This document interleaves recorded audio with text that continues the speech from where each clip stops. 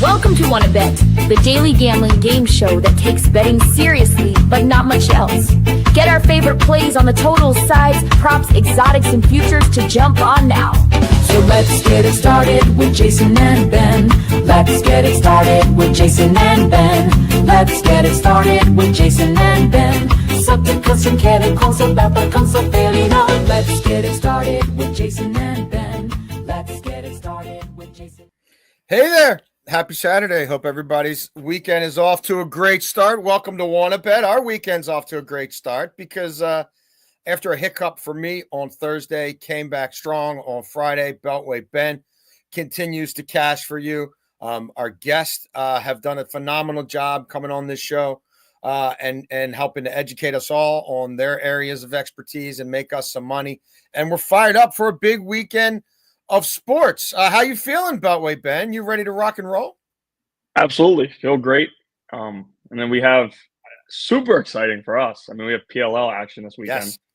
So be excited to watch those bets. First time, these are our first run through with bets that we've given out on Wanna Bet for PLL. So that'll be exciting.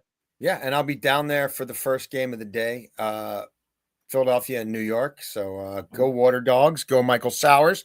I'll get to watch that with my own eyes from Homewood Field. And then I'll have to come home and feed my dogs because my wife is out of town on a baseball trip in Myrtle Beach. That would be Gigi, our husky, our little guy, Copper, and our middleman, Meatballs. Yeah, we got props. We'll be seeing Copper on my end today. Nice. Well, I got a feeling Copper might be showing up in your long shot parlay as well. Beltway Ben, can we show the people what we did last night? Yeah. Thank you, CJ Abrams, for a meaningless home run in the ninth inning to kill my plus money Dodgers run line. Actually, it had more to do with the terrible Ohtani at bat with first and third and one out against the worst bullpen in the National League. Boy, I really wanted that one. We've got Canada on the pitch tonight at 7. I'm excited about that. For Beltway Ben, the AL MVP cashed for him. The NL MVP did not. And obviously, we've got more NBA bets still pending that will play through the week. Real quick on PCA. He comes up with guys on second and third twice in that game and popped out in foul territory. You can't make it up. That's why they call it gambling, right? Absolutely. It's always high variance. Even that Panama match I had, Cap from a couple days ago that played last night. I mean, that was 1-0. It should have been 3-0. And, all it takes is one bad break against the run of play. And Guatemala scores an ugly one late, and it's 1-1. But Panama bossed that match. We love that play. That Gold Cup line moved a lot. And if you're tailing me on the Gold Cup, I'm getting them on Discord as soon as I make them, and it's ridiculous how much these lines are moving. And we'll get to some more of that today. All right, Beltway Ben, first down. What's your first bet of the day? Yeah, I'm going to go with Vladdy Guerrero Jr. over 1.5 hits, runs, and RBIs at -150. A little bit of juice here, which we don't love. But you look at his matchup against Aaron Savali. We know the trade. He wanted to start. Milwaukee was going to put him in the pen. They sent him to Chicago, where he's just going to eat innings. And away this year, not pitching at home, of course, he's getting hit around pretty hard. 5.71 ERA, 3.04 opposing batting average. And one thing that also stands out to me, opposing batters getting 3.13 during day games, which he plays today, and he's got a 7.88 ERA during day games. So that kind of sticks out. But Vladdy's 4 for 10 off of him in his career with a home run. Vladdy did not go over this yesterday. Vladdy's hitting righties good enough, right? He's better against lefties, but he is still hitting righties pretty hard. 269, 368, 407 slash line. This game is at home where he's doing some damage. So I like Vladdy Guerrero Jr. to go over 1.5 hits, runs, and RBIs at -150. I did a lot of work on that game, and I came this close to playing it over or first 5 over because Barrios has the same splits. And you think of Barrios as being better at home, but not so much this year. In his career, absolutely. And his day game splits are putrid. Yeah. Putrid. So that's a serious thing in MLB betting. What's that? I said that's a serious thing. Day-night splits in MLB betting. If you look into some guys, it's pretty crazy. Yeah, I ended up not playing anything in this one. I came damn close to doing it, and maybe I still will by first pitch. But I could see there being some runs in that game. All right, first down for me, Beltway, Ben. I believe this is where I have OKC minus 4.5 in the first half. I think you had that works. Yep. Did I not have that at first down originally? First down, I think you had the Diamondbacks, but we'll go with this for now. I mean, look, the bottom line is third down's our favorite bet of the day. That's the money down in the NFL. That's our money down here. But I like all these bets. I've played all these bets, and I'm sticking with the trend here. If you've watched the show at all, or you follow my picks on CBS Sportsline, or you join the Discord, you could see that I've been all over this, especially the games in OKC, all playoffs long. This is what OKC has done at the half at home in the playoffs. Plus 14, plus 8, plus 12, plus 23, plus 23, plus 33, plus 14, minus 2 to the Joker, plus 31, plus 8, plus 18, plus 32. So that's leading by 8 or more at the half in 11 of those 12 home games. The average halftime score of Thunder home games in the postseason is 62-47. That's ridiculous. Indianapolis, the Pacers, they've been slow outside of Indiana. Minus 4.5 net rating on the road in the first half throughout the playoffs. A ridiculous net rating for OKC at home of plus 30.8. A defensive rating of 90.1, far and away the best in the postseason. We've seen Halliburton, whether he felt great or whether he felt crappy. They've struggled to score 45 points in the first half of these games at OKC. OKC shoots the ball a lot better at home. They play with better pace at home. They seem to have a lot more confidence with that crowd behind them at home. And maybe most importantly, their assist to turnover ratios are the polar opposite home to road throughout the playoffs. That's too much for me to ignore. You can get this again. It's under 2 possessions. And they might be up by double digits at the half. Doesn't mean they're going to win the game. But I've been on them throughout the playoffs at home. This number feels quite valuable to me. Second down, Beltway. Yeah, we'll go to the WNBA here. And this is, we started off slow, right, in the WNBA, giving out plays here on One a Bet, but we're starting to pick it up, and we are starting to heat up. I like Kalia Kate Copper Constable. over. Kate Constable educated us, and you're on a heater since then. She came on, goes 3-0, knocks out, and it wasn't really even close, right? Every bet she had, I think we were pretty confident at halftime, but she comes on 3-0, and all of a sudden we're rolling in the WNBA. All you needed was just a little kickstart, and here we go. But I like Copper over 14.5 points at minus 110. I love revenge game spots, and we saw her spend 8 years in Chicago, and there's where she really became the superstar, right? She started off slow in the WNBA, first few years, didn't do too much, and all of a sudden, later on, years 7 and 8, she's averaging close to 20 points per game, and then goes to Phoenix, where she's been amazing. Last year, in her first year in Phoenix, averaged 21.1 points. Of course, deals with the injury, and she's only played in 2 games this year, and nothing great yet, right? 11 points, 13. She's not playing a ton of minutes, 18 minutes in the first game, but did start, and 22 minutes in her second game. They gave her off the other night just for the rest from the knee recovery, but she's going to play tonight, and I like her over the 14.5 point mark. Lexi Held, who's one of their top guard scorers, will be out tonight, so Copper should be a little bit more aggressive looking to score the basketball, and we know the Chicago Sky have one of the worst defenses in the WNBA, and that's pretty consistent with every game. If you want to go with some of their defense inside, that's fine, but outside they cannot guard. So I do like Copper to go over 14.5 points. Like I said, she was averaging 21.1 last year, gets hurt in the offseason. Of course, it takes some time to get back, and 11 and 13, she's right around that mark. I think she gets 15 today. Love it. I will be tailing you there. My second down, I will go to MLB. I will go to Coors Field. Oh, it's all good. Yeah, I'm going to save that over for third down. This was a bloodbath last night. I think it'll be a bloodbath tonight. Now, there was a point in time prior to this series where Colorado had cashed 5 straight run lines at home. That certainly looked to me like an anomaly, something that I wanted to fade.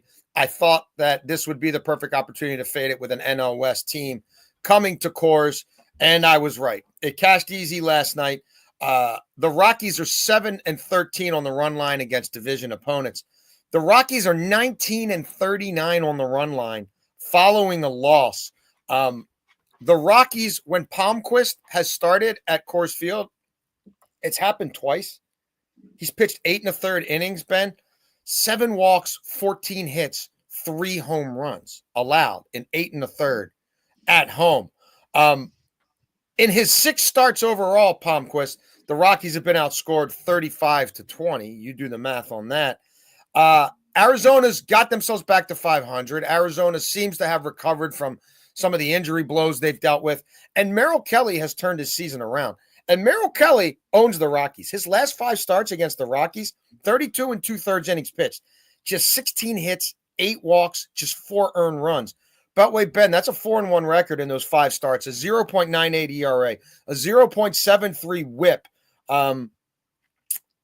Colorado's bullpen stinks. They've Palmquist be lucky to go 3. And the Diamondbacks, the meat of their order, swinging the bat right now again. Suarez is mashing. Marte's an all-star again. Moreno's gotten it going a little bit. I think this has major blowout potential. 3rd down, Ben. Yeah, I'm going to go with a play that, like, we can look at a lot of numbers. And, again, this is a guy that goes over this pretty consistently. But I just like the rivalry match. And last night, we saw him free swinging. Second at bat of the game, he mashes the ball to center field. And off the bat, I didn't think he got enough of it. But I'm watching him hold the bat, and I'm like, oh, maybe he has a chance.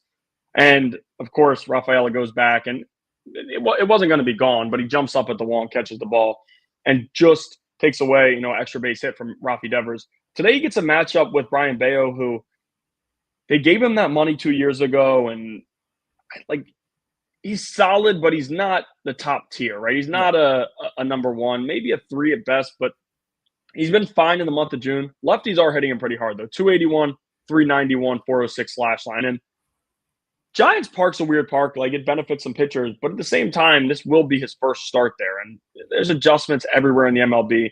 All these parks are different. So I think he might be able to get 4 to 5 innings. We know he's going to throw a lot of pitches, but I think Devers is going to do some damage against him. Minus 120. At one point in this game, he's going to do it. I didn't take him yesterday. I stayed away in the first one. And like I said, he almost went yard. Yeah. We do know that I am on him to hit a home run in this series. Yes, you are. Yes, for you a are. unit. I thought I had it. Copper and I are with you for a little bit of doggy treat money. But I thought I had it just short. But I do think today he does some damage. We're seeing him hit right in a good spot for the Giants. Right? And they've had so many chances with runners in scoring position over the past few days and haven't cashed in. I think they might get to Bayo a little bit today. And Devers coming up in a clutch spot will be pretty big. That first game can be weird, saying all the hellos, you know what I mean? All the guys coming over, dapping you up. This obviously was a contentious trade. A lot of media reporting didn't put him in a favorable light. I can see that first game. And it got to be a crazy game, but I'm with you. I kind of feel like he got all that crap out of the way. Now he can just go focus on mashing baseballs. 3rd down for me, we're going back to another first half bet in the finals in OKC. Look, if you want to, oh no, this is the over under. Ben, I hit that one already. Let me pull that one up. All good. It's okay. I'm sorry. It's game over 103.5. First half minus 130. Now this is at about 105. At least it was last I checked. I've been on this for a few days. Again, had this one up at the Discord a couple days ago. I'm taking it down just to be safe. The 3 finals games in OKC have averaged 103 in the first half, and this has been an under series. But the first halves in OKC and OKC first halves throughout the playoffs have tended to be pretty nutty. And even with the Pacers, as I said, having a hard time getting to 45, I think OKC can get to 60 here. OKC is averaging 62 per half in the first half at home. What really kind of blows my mind, Beltway Ben, in these finals, the Thunder shooting the 3 ball in the first half on the road, 25.8%. At home, 40.7%. That's not just variance or a small difference. It's the difference between over a full season being the number 1 3-point shooting team in the NBA and the worst shooting 3-point shooting team in the NBA. And it's not like they haven't had a sample size in Indianapolis, right? They started one game 2 for 16 from 3 there. They started another game 1 for 16 from 3 there. And it's not like they weren't shooting them in the first half. No, they were. They just couldn't make them.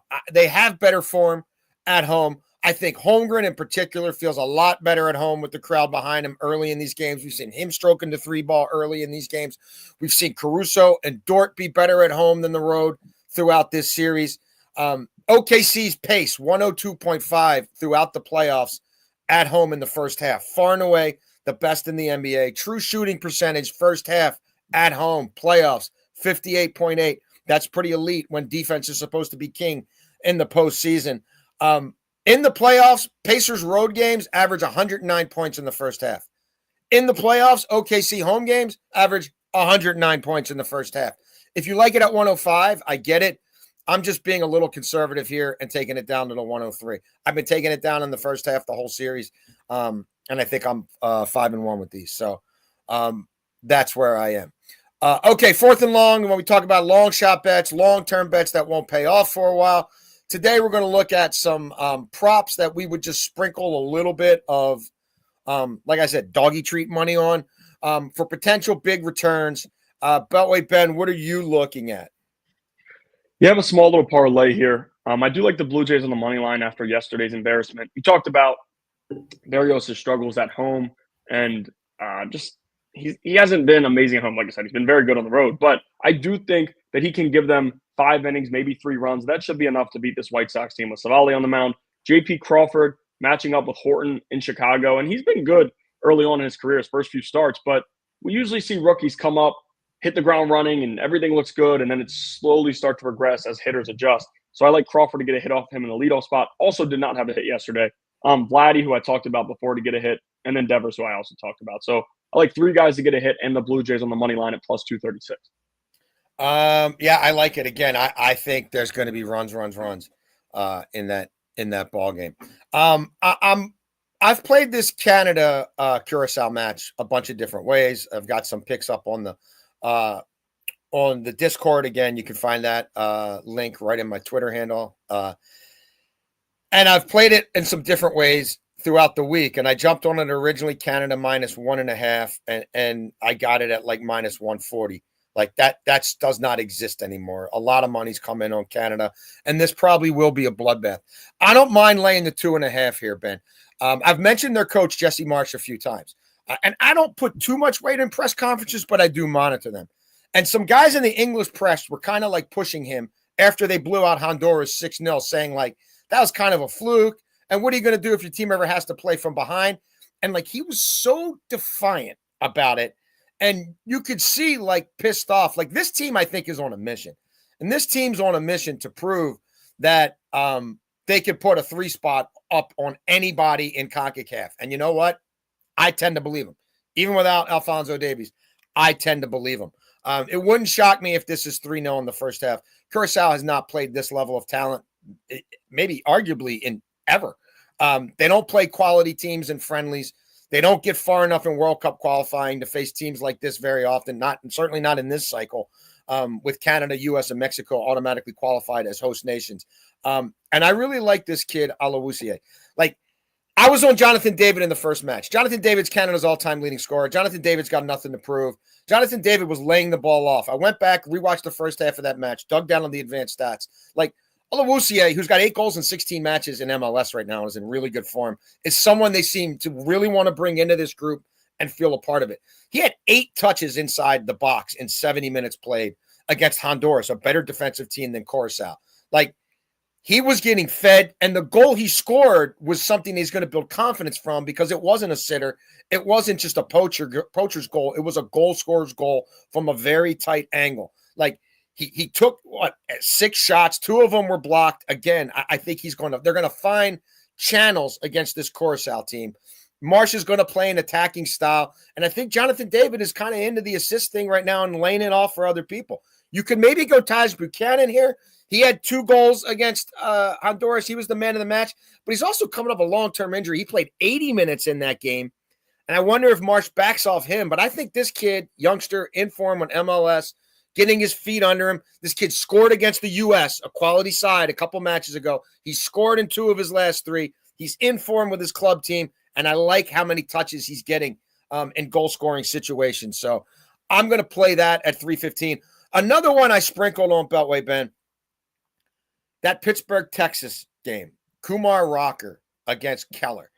Kumar Rocker on the road, his ERA is like 20. And Kumar Rocker, first time through the order on the road, it's been a bloodbath. 10 innings pitched, 20 total runs. Like, I know Pittsburgh doesn't mash it, but it's hot as hell here on the East Coast and in through this corridor. It's muggy. The ball should carry. This kid's confidence. Go look at every start on the road. It's been brutal. And Texas is starting to hit the ball now. They're putting up 6 spots and 4 spots. Look, I think Pittsburgh gets to this kid in the first 3 innings, and you can look at some of those areas. But Texas, I think, will hit Keller. And Keller, if you drill down, first 3 innings, he's really good. Second time through, 4th and 5th innings, it starts to go. So both teams to score 2 runs or more in the first 5 innings, plus 145 is something else I sprinkled on this morning. All right, Beltway Ben, overtime. What are we thinking here? You've got an NBA topic to discuss. Yes, we're going to go with the Orlando Magic to win the NBA Finals, and that's at plus 1,600. And we talked about it off the air, texted you about it. Plus 3,700 is what it was at right prior to the Desmond Bane trade, and it's a pretty big movement for just one guy. And we're going to hear all the complaints, right? They gave up those 4 picks and all of this, but when you truly look at it, in the time where they gave those picks up, I'm not sure that they're going to be in the need of someone like that, right? It's 2028, 2030. If Paolo's still there, if Franz is still there, and then Bane, we know he's got 4 more years on his deal. Like, is drafting a guy 18 to 30 really going to do anything for you? I just don't know. But Bane's a very underrated player, in my opinion, and he's perfect to fit what the Magic need, right? That KCP was a shooter for them, but he didn't put fear in opposing teams' hearts. And another thing that really intrigues you with the Bane addition, his ability to facilitate, right? And we saw it when John Morant missed time. There were games where immediately John Morant's out. Everybody wants to run to the counter to put in Desmond Bane's points.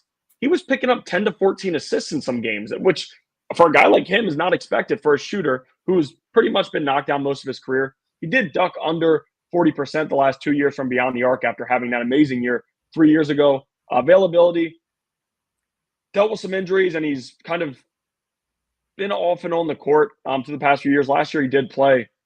He only missed, I think, like 14 or 15 games, which isn't too many in the NBA with the way that they rest guys. Again, though, this is a guy that was playing with John Morant who missed a lot of time and had his hands on the ball a ton. Now you're giving him Paolo and Franz. We know what Orlando was in the playoffs. Every single game, you could bet Paolo or Franz and leave everybody else off your ticket because that's all that was happening. That's all they had. But one thing about this trade that stands out to me, you have Jason Tatum. The Achilles injury, he's out. Orlando is going all in right now. They have this year, Tatum will be out for the majority of the year, maybe the full thing, depending on how the recovery goes. But you're telling me that Orlando has a chance to make a run? Again, all these fans and teams want is an NBA Finals. That's the goal. If adding Bane can put them there just this year, and we saw what happened this year with the Pacers. Like, the Pacers went on a run that nobody saw coming. Why can't the Magic do it with 2 high-profile players? And now your number 3 is Bane. You add Suggs back after dealing with the injury last year. This is an awesome defense, right? Top 5 defense in the NBA. Yes. Bane's a very good defender. Bane plays solid defense. He's this is a very solid player. And again, you look at what Memphis did defensively. They were not good. But it wasn't on him. He plays fine defense. He's going to slot in fine. I do like this move. And for that, I'm not going to be playing it as the official play, but I did sprinkle a little bit of money on it after the trade because to me, again, Jason Tatum's out. The East is wide open to me. We don't know what's going to happen with Giannis. We don't know what's going to happen with a number of these teams. And Orlando seems to be in a very, very good spot. So I honestly like the trade for them. I think they did give up a lot. But if they win an NBA Finals next year, we're not going to be talking about that. I like it too. They could be next year's Pacers. I agree with a lot of your argument. Do I wish this was 20-1? I do. I wish it didn't. I wish that trade didn't alter it that much.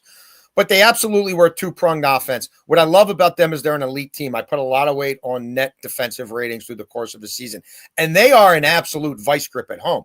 And that's a tough place to play. Like in a league that everybody wants to run and gun and run up the court and shoot, transition threes. They're hard to play against because they make you play at their pace. It's vice grips at home.